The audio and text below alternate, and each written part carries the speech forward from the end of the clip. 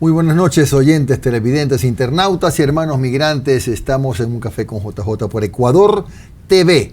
Hoy con el economista Jeremy Usca Valladares. Él es analista político y de temas económicos, especialista en ciencias políticas, banca y mercado de valores, docente universitario. Nos acompaña para revisar la coyuntura económica y política del país. Gracias, Jeremy, por estar con nosotros. Muy amable. Muchas gracias a usted, Jimmy, y la verdad es un gusto estar en un café con JJ. Yo le decía que lo veía en la época de la pandemia y ahora estoy aquí súper cómodo. Ahora toca, y con una taza aquí en Ecuador, claro que sí. Bien, la economía ecuatoriana en el año pasado tuvo un comportamiento, no voy a decir atípico, porque los rebotes son consecuencia lógica de años malos, ¿no? Pero este año, en el 2026, ¿qué proyección tiene la economía del Ecuador? Bueno, yo creo que el hito que podría marcar aquí cuál sería la trayectoria del 2026 es el logro de poder volver a los mercados internacionales.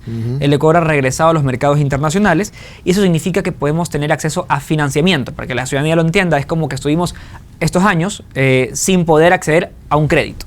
Y prácticamente teníamos que recurrir a raspar, digamos, que la olla para poder conseguir, digamos, que llegar a fin de mes. Ahora el Ecuador tiene acceso y el tema es cómo lo vamos a utilizar. Entonces, en esa línea, si bien hay que recordarle que no es que sobra la plata y que ahora tenemos acceso a más liquidez, sino que lo que ocurre es que hemos estado de manera deficitaria, es decir, hemos estado en números rojos y ahora con esta posibilidad podemos, digamos, un poco facilitarle al gobierno el financiamiento de digamos que esos números que estaban rojos. Claro. Entonces tampoco es que va a abundar la plata, sino que ahora podemos tener, digamos, que un poco más de margen de maniobra. Y eso significa que la situación puede ir para mejor. Entonces yo creo que más bien es un año de una oportunidad y hay que saberla aprovechar. También aprovechar el tema del repunte que ha habido en las exportaciones. Ahora tenemos una situación que ha sido atípica en los últimos 40 años y es que por primera vez dejamos de ser un país que su principal fuente de ingresos es petrolera. Ahora estamos ya entrando a otras exportaciones como es el camarón, lo cual significa que hay más margen de oportunidad para poder, digamos, que desarrollar en otras áreas que históricamente han estado un poco más rezagadas. Lo cual significa que a lo mejor cerraremos el año no en el 1%, sino un poquito más. Puede ser, depende del comportamiento de la economía en los próximos meses. Exactamente, yo creo que a veces hay un error, digamos que un poco más de los economistas de querer como que predecir, decir va a crecer a tanto, y incluso hay un meme con este tema que sale como los economistas cambiando durante todo el año la predicción de cómo va a terminar el año y dicen, le acerté. Claro, le acertaste los últimos 30 días. Sí, en el octavo cambio. Claro, pero siguiendo, pues lo ideal, más que lo ideal sería, lo que se proyecta hasta ahora es que sí va a haber un crecimiento menor que el año pasado, porque obviamente hubo un rebote, pero digamos que manteniendo la línea que se ha estado en estos últimos 3 años. Claro. Ahora, al hablar del acceso a créditos, estamos hablando de créditos más baratos, porque no es que Ecuador tenía la puerta cerrada, sino que eran créditos caros, ¿no? Claro, cuando digo que la puerta estaba cerrada a los mercados internacionales, me refiero que solo podíamos acceder a prestamistas de última instancia.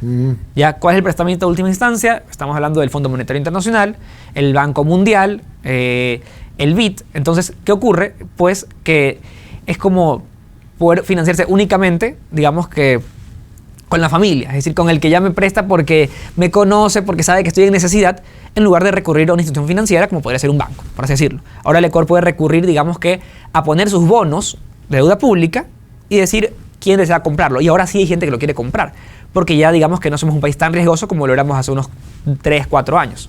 Si pudiéramos cuantificar, por ejemplo, lo que va a significar para el Ecuador en ahorros, para no ponernos tan complicados con los televidentes ni conmigo, ¿cuánto puede ahorrarse el Ecuador? ¿Qué significa en dinero para Ecuador esto de estar en el mercado de bonos? Más que el ahorro, porque la situación actual del mundo no va a permitir un ahorro. ¿Por qué? Porque las tasas están subiendo, etc. Es más bien un ahorro, por así decirlo, o digamos que una facilitación en el sentido de los plazos, porque ahora ya no tenemos que pagar esto mañana, sino que podemos pagarlo en una semana, por así decirlo, digamos que en más años. O sea, podemos patear el balón más adelante. Exacto, y eso uno podría decir, bueno, pero quiere decir que el problema sigue allí. En parte, sí, pero tampoco podemos decir que teníamos la capacidad de pagarlo ahora. Entonces, como no tenemos la capacidad, ¿Qué significa? Hubiéramos entrado en default. Ahora en cambio, no. Ahora en cambio quiere decir que tenemos más plazo y por ende tenemos un mayor margen ¿para qué? Para, digamos que tomar medidas. Y yo creo que el gobierno las está tomando en parte. O sea, hay cosas que creo yo que podrían facilitar, digamos que el Ecuador tenga la capacidad de pagar en el futuro. El tema es que no nos sigamos endeudando. Recordemos que hace una década nos pasamos pues endeudando y más que endeudando, desconectando los ingresos de los gastos, al punto tal que al día de hoy lo normal en el Ecuador es tener un déficit fiscal. Claro. Entonces, lo que tenemos que es volver a la línea de ordenamiento en el cual tengamos en algún momento un superávit y con eso ir financiando, digamos, que lo que nos hemos estado endeudando todos estos años. Claro. Ahora, ¿qué papel juega el riesgo país en todo esto? El riesgo país, digamos que es como nuestro historial crediticio. En este caso, digamos que una persona que tiene un puntaje alto, alto en, digamos que cuando uno tiene su historial crediticio, uno puede acceder mejor a los créditos. En el caso de los países es lo contrario. Mientras más alto el puntaje, quiere decir que la tasa de interés es más alta. Claro. Por ende, el Ecuador, al ir reduciendo su riesgo país, lo que está ocurriendo es que puede acceder a tasas más bajas. ¿Cómo funciona esto? Solo para que la gente lo tenga claro. Hay una, digamos que la tasa referencial, por así decirlo, es la de los Estados Unidos, la que pone la Fed. Sobre eso se le suma el riesgo país. En el caso de un país que tiene, por ejemplo, 400 puntos, quiere decir que se le suman 4% adicional sobre la de Estados Unidos. Eso sería. Ya. Es como un enfermo con fiebre que le va bajando la temperatura y ya se va regularizando, claro. Ahora, usted habla de medidas como para fortalecer la economía. ¿Qué medidas?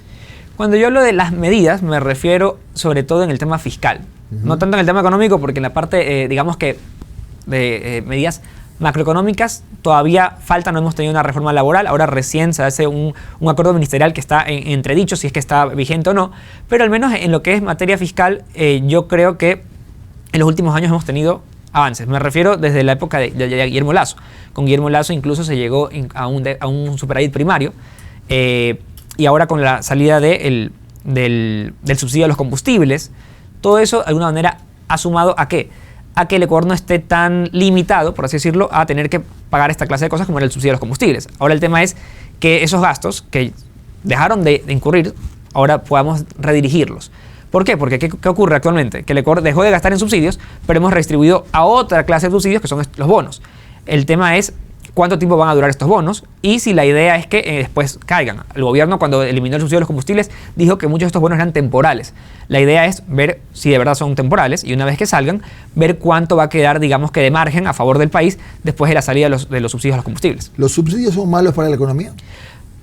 Esa pregunta es un poco, le voy a dar. Yo personalmente suelo estar en contra de los subsidios. ¿Por qué? Porque considero que el subsidio al final es financiar algo, por así decirlo. ¿Y qué ocurre cuando uno financia algo? Que ese algo se amplifica. Entonces, si hay un problema, por lo general el subsidio lo termina amplificando. Por poner un caso, tenemos un tema con los combustibles en el Ecuador. ¿Cuál es la idea de subsidiar el combustible? Que sea más económico. ¿Qué es lo que ocurre en la práctica? La gente gasta más en combustible, ¿ya? Y no se terminan abaratando los costos, sino que al contrario, la gente termina gastando más en combustible. La gente dice, ¿sabes qué? Ahora puedo tener un carro porque está más barata la gasolina. ¿Y qué es lo que ocurre a largo plazo? Que lo que tenemos es que hay una desconexión entre la realidad económica y la realidad pues de la ciudadanía que siente que eso es algo que está barato. Lo mismo pasa con casi todas las cosas que se terminan subsidiando. Entonces, no necesariamente es que es negativo un subsidio, pero en la práctica lo que termina haciendo es incentivando una actividad que por lo general está siendo perjudicial. Por ejemplo, todo el mundo sabe que el combustible contamina el ambiente. Y las mismas personas que decían en un año que hay que eliminar que hay que mantener el subsidio, eran las mismas personas que te decían después que hay que parar la explotación petrolera. Claro. Entonces, estamos alimentando la explotación petrolera con manteniendo el subsidio. Claro. Ahora, Jeremy, ¿usted cree que de lo que ha observado en el comportamiento de la economía del Ecuador, que el gobierno la está ordenando? Yo creo que hay temas a nivel fiscal que yo considero que se están ordenando. Hay otras cosas con las que no estoy de acuerdo. Por ejemplo, en el caso puntual del regreso del impuesto del 4, no, más que el impuesto del 4x4, la metodología del 4x4. Yo considero que eso al final perjudicó de alguna manera, sobre todo a la clase media ecuatoriana, que era la que consumía sobre todo productos de Temu, de Amazon, etc. Ahora, por otro lado, en el lado fiscal, el hecho de que se haya eliminado el subsidio de los combustibles para mí es un gran avance, porque estamos hablando de lo que eran casi 4.000 millones de dólares. Claro. Entonces, hay cosas y cosas de lado y lado. No creo que la cosa esté tan blanco y negro, sino más bien creo hay que matices, hay digamos, matices, ¿no? y yo creo que en Ecuador en este momento hay un matiz gris que se puede aprovechar para bien y ojalá sea blanco, Claro. como podría ser negro. Entonces, el tema es cómo hacer que la ciudadanía apoye el blanco y rechace la parte El negra. problema es que tenemos una clase política realmente negativa, que se opone a todo, absolutamente a todo, y que a veces parece que le gustaría que el país esté inmóvil, ¿no? Bueno, Hay sí. que reconocerlo. En realidad es que Ecuador es un país, y creo que no sé si lo vi en Twitter alguna vez, en el que todo el mundo quiere que todo cambie, pero a la vez nadie quiere que nada cambie. Porque cuando te dicen cuáles son los cambios que hay que hacer, tú dices, no, pues no quiero ese cambio. Yo quiero que cambie esto, esto, esto. Cuando hacen la propuesta, no, tampoco quiero. Entonces, al final, se hizo, por ejemplo, el caso del acuerdo ministerial del trabajo. Para mí me pareció una buena idea, pero aquí viene lo curioso. En el realidad, trabajo por horas ese. no, me refiero al acuerdo ministerial que recién que se hizo público, por así decirlo, pero que estaba en entredicho si está vigente o no está vigente. Ya, ok. Y en ese caso de ese acuerdo, por ejemplo, solo como para mencionar, esto viene por una ley que ya había sido aprobada previamente, ya en la época de Guillermo Lasso. Cuando se aprobó esa ley, ahora que simplemente se va a aplicar lo que dice esa ley, ahora la gente dice, no queremos que se aplique. Pero si ya lo aprobaron. Es decir, o sea, Ecuador es un país que a veces tiene como un sinsentido en el cual de repente la gente aprueba algo y después dicen, ¿sabes qué? No, es que no me gustó cómo está aprobado. Y así, todo el mundo se queja de que no hay empleo en el Ecuador. Cuando se habla de flexibilidad, no, es que es negativo. Claro, el problema es que en Ecuador no aplicamos lo que se da en otros países como Perú, por ejemplo, donde la economía y la política están en líneas paralelas y no se juntan nunca, ¿no? Por eso es que Perú está como está hoy día, Claro. tiene posiblemente de las peores clases políticas del mundo, pero en economía hace buenísima letra, ¿no? Claro, el presidente del Banco Central lleva desde la época de 20 Kuczynski. y pico de años, Claro. no sé cuánto. Sí, sí, y eso es algo que Ecuador no ha podido imitar, y ni siquiera, no solo digo imitar, sino que no estamos años luz de distancia. Tanto así que, por ejemplo, hemos perdido grandes oportunidades. No puede ser posible que en Perú se haya construido el puerto de Chancay, mientras que aquí, teniendo todo digamos que históricamente, el puerto de Guayaquil, y cuando yo históricamente me remonto al siglo XVI, y desperdiciamos una oportunidad como haber tenido el puerto más grande de América Latina. Claro. Entonces, y eso se desperdició simplemente por un tema, al final, político. Político, Nada más. casi todas las taras que tiene este país tienen que ver con la actividad política, ¿no? Con el negativismo absoluto y con ese inmovilismo al que nos quieren conducir. Realmente es una pena. Vamos a ir a una breve pausa, regresamos en el segundo bloque. Conversaremos, entre otras cosas, de estos dos proyectos de ley urgente que ya fueron aprobados, uno el de los GATS, el otro que hoy se discute para entrar ya a segundo debate, al Pleno, el estímulo, digamos, de las operaciones de minería, electricidad, etcétera. Y, por supuesto, entendemos que es una actividad responsable, ¿no? Con responsabilidad ambiental. Ya regresamos.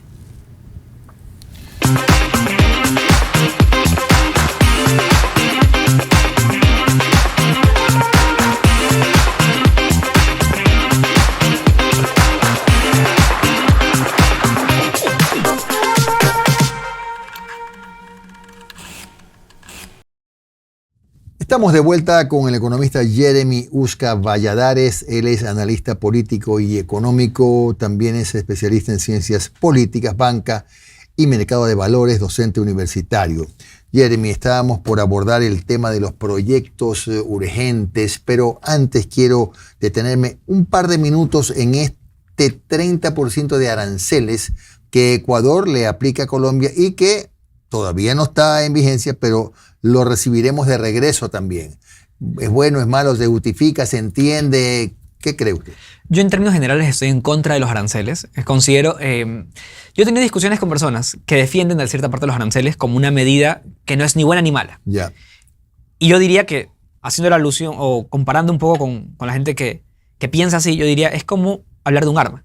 Uno puede decir que un arma no es buena ni mala, pero al final sigue siendo un arma. Ya, entonces, ¿qué ocurre con los aranceles? Los aranceles puede ser una medida económico, digamos que política, porque en parte es para hacer presión, Claro. pero que al final termina siendo un arma, porque es el único uso del arancel es decir, te obligo a hacer esto, ¿por qué? Porque sé que el arancel es negativo, tanto para ti como para mí. Claro. Entonces, yo en realidad en el tema de los aranceles de Colombia siento que es un sinsentido total haber llegado a colocar un arancel de ese estilo. Sobre todo, ¿por qué? Porque el que termina siendo perjudicado al final es el Ecuador. Es decir, son productos... Bueno, entendamos que, bueno, al menos mi punto de vista, empujado por los problemas que existen respecto de que Colombia nos alimenta todos los días de droga, responsable de tantas muertes y lamentablemente el trabajo que ha hecho Colombia no se siente, ¿no? Claro, en ese sentido, Colombia tiene grandes más que dificultades, yo creo que es un tema también político por el lado de Colombia. Claramente, ante un presidente, como es el caso de Gustavo Petro, que todo el mundo sabe el historial que ha tenido Gustavo Petro. O sea, quiero decir, bueno, él era guerrillero. Claro, y solo por hacer la mención, lo digo esto porque en campaña, cuando se hablaba de Gustavo Petro, se hablaba como una persona que ha salido de ese mundo, que ya estaba reformado. Pero digo, ¿en qué momento, si hace apenas 2 años antes de la campaña seguía defendiendo a muchos de estos grupos que estaban alrededor digamos que de una crisis en Colombia que es bien fuerte, que es el tema del el narcotráfico, sobre todo en la frontera? ¿Y qué es lo que yo más que todo rescato de toda esta discusión del tema de los aranceles? Es que dentro de Colombia ha habido una discusión bien fuerte con el rol de Colombia en la lucha del narcotráfico. Claro. Es decir, la posición ha sido muy light de Petro, y sobre todo la de Petro, porque hemos tenido presidentes en Colombia como Álvaro Uribe. Que sí han sido severos, sí. Que han colaborado fuertemente en el tema incluso cuando Ecuador quizás no estaba colaborando tanto. Claro. Ahora, en el tema arancelario, yo sí creo que esta posición, ojalá se llegue a un acuerdo. Eso también espero yo. Y Petro, puedo decir al menos que por presiones de Estados Unidos, espero que se alinee con la lucha del narcotráfico. Así es. Como están alineando México y como alinearon a Venezuela. Claro. A ver, Jeremy, la famosa 70-30, como ese nombre creo que se va a quedar el resto de la vida. Los GATS déjeme precisar, los GATS más grandes, los municipios que tienen una carga más política, se oponen y dicen que corren el riesgo de desinvertir en áreas sociales, etcétera. Yo no estoy de acuerdo, pero no soy Jeremy, así que dígame usted qué le parece. ¿En verdad perjudica a los GATS? Bueno, yo la verdad, le soy sincero. Usted debe saber más porque usted usted estuvo en la práctica, por así decirlo. Pero desde mi opinión, yo lo que sí considero es que esta ley de los GATS lo único que está haciendo es obligarlos a cumplir la ley que ya estaba vigente. Lo que ya estaba. Exactamente. Sí. El COTAD ya hablaba de una regla del 70-30. Y eso ya viene no de ahora. El tema es que no lo estaban cumpliendo. El tema es por qué no lo estaban cumpliendo.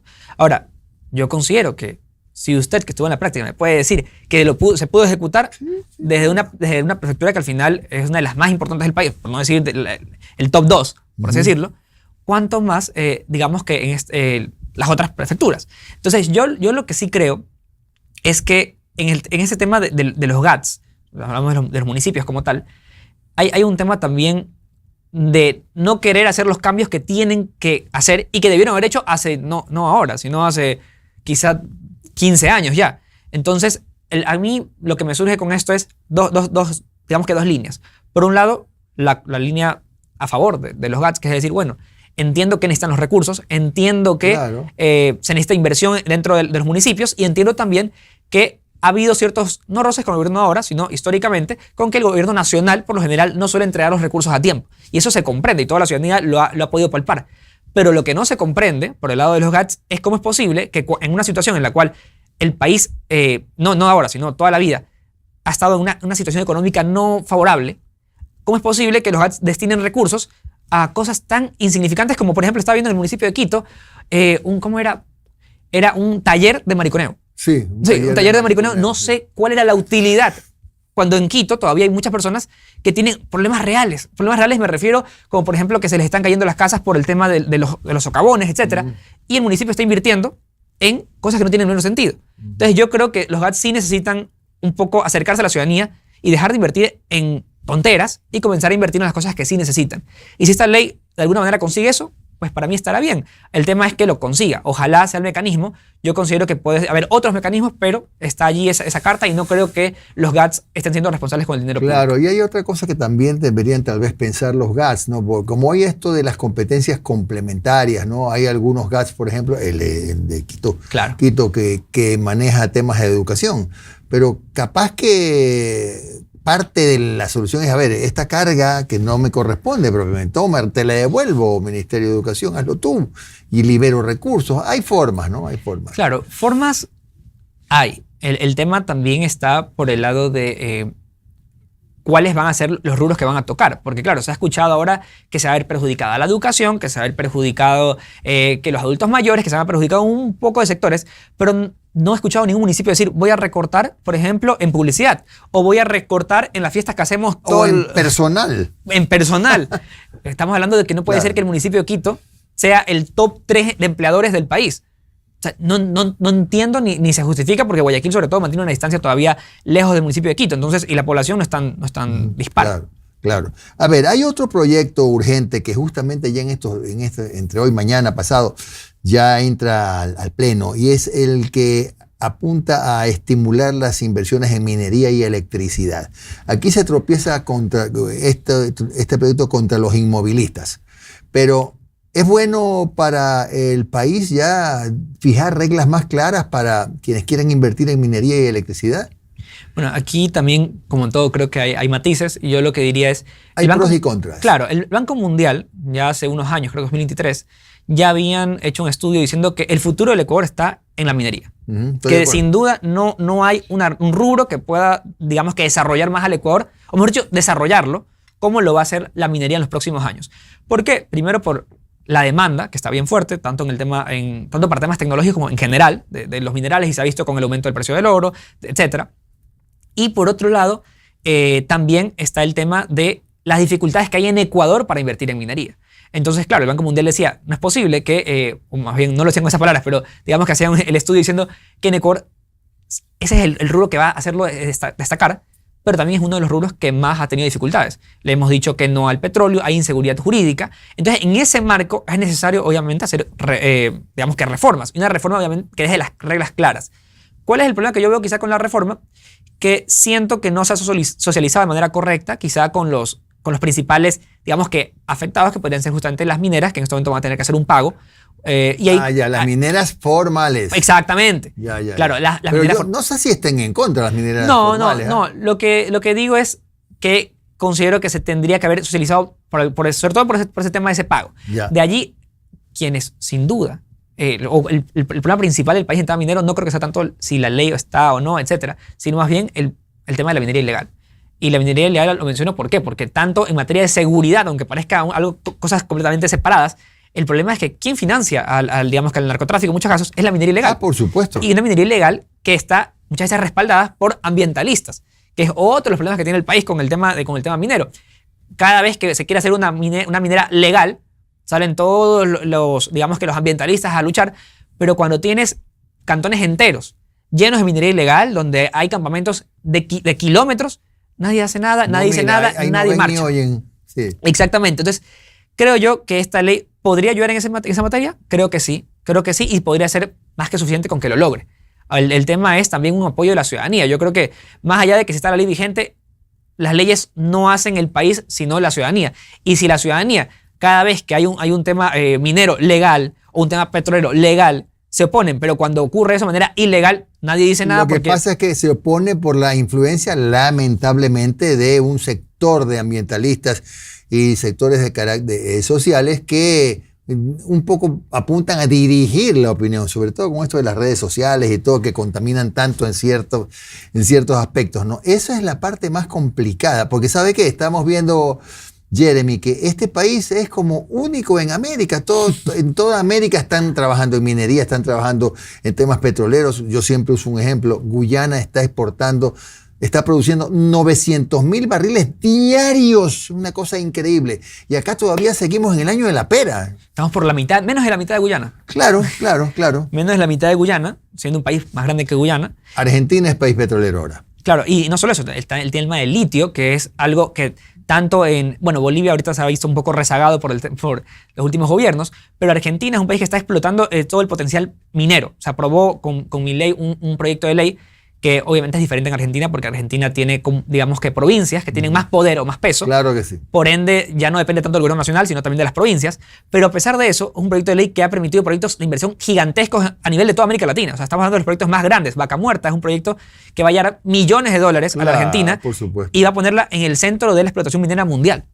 Ecuador, en cambio, teniendo los recursos, decide no explotarlo sistemáticamente. Porque la ciudadanía incluso se ha llegado a oponer cada vez que viene la minería legal a establecerse en el país. Pero nuevamente, siempre por la injerencia de de lo mediática que es la presencia de los sectores activistas políticos. Pero no, y quiero de mencionar algo y quiero corregirme. Ni siquiera diría la ciudadanía. Yo más bien quisiera mencionar que, y eso es algo que es curioso porque en todas partes del mundo es parecido, la ciudadanía suele tener una línea neutral con la mayoría de temas, pero depende mucho digamos que de esa población más ruidosa. Y por lo general, la población ruidosa suele estar del lado de los activistas porque reciben financiamiento de diferentes grupos con intereses, obviamente, en su mayoría políticos. Mejor dicho, son intereses políticos. Al final, yo creo que, no digo que todo sea político, pero sí creo que todo lo que atañe al país es político. Y en el tema minero, claramente hay política. Y política, digo, de la mala en el sentido de que está influenciada en gran parte por grupos criminales. Y digo criminales porque solo puede ser criminal querer defender la minería ilegal, porque oponerse a la minería legal en gran parte es apoyar a la minería ilegal. Pero sin ninguna duda. Bueno, gracias. Se acabó el tiempo, qué pena. Economista Jeremy Usca Valladares, que ha estado hoy día con nosotros en el programa número 99, aquí en Ecuador TV de Un Café con JJ. Muy amable, Jeremy. Ha sido un gusto tenerlo aquí. Y con ustedes, amigos, volveremos mañana a las 10 de la noche en el programa número 100.